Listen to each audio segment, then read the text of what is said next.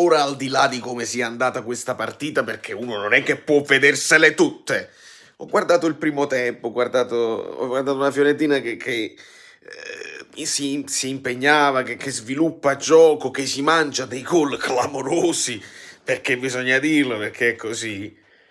Però vedi che succede? La rincorsa che stanca. Che cosa vi dico nel video di oggi? Che potete andarvi a recuperare. Controllate questo perché gli short, chissà quando ve le vedete. Vi dico che sì, la scivolata del Napoli fa male, peccato, perché si poteva ammazzare subito.